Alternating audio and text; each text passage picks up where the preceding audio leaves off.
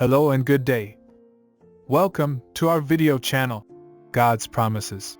And today's video will be Luke chapter 16. Let's get started now. Luke chapter 16 is a continuation of Jesus' teachings to his disciples and others who were listening to him. In this chapter, Jesus tells a few parables and gives some teachings about money, faithfulness, and the kingdom of God. The chapter begins with the parable of the shrewd manager. A rich man had a manager who was accused of wasting his possessions. The rich man called the manager to give an account of his management, and the manager knew he was going to lose his job. So he called in each of his master's debtors and reduced their debts so that they would be grateful to him when he lost his job.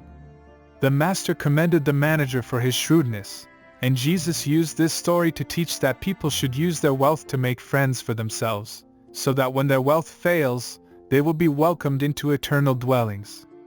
Next, Jesus rebukes the Pharisees for their love of money and their hypocrisy.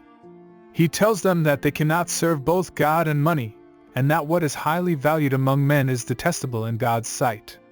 Jesus then tells the story of Lazarus and the rich man. Lazarus was a poor beggar who lay at the rich man's gate, hoping to receive some scraps from his table. The rich man ignored him, and both men died. Lazarus went to Abraham's side, while the rich man went to Hades.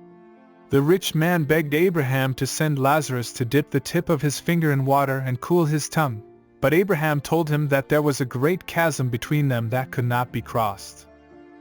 The rich man then begged Abraham to send Lazarus to warn his family, but Abraham told him that they had Moses and the prophets, and if they did not listen to them, they would not be convinced even if someone rose from the dead.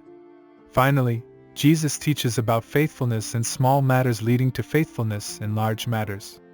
He tells the parable of the dishonest manager who was fired because he had been embezzling his employer's money. The manager then went to his employer's debtors and reduced their debts, so that they would be more likely to do business with him when he was out of a job. Jesus then says that whoever can be trusted with very little can also be trusted with much, and whoever is dishonest with very little will also be dishonest with much.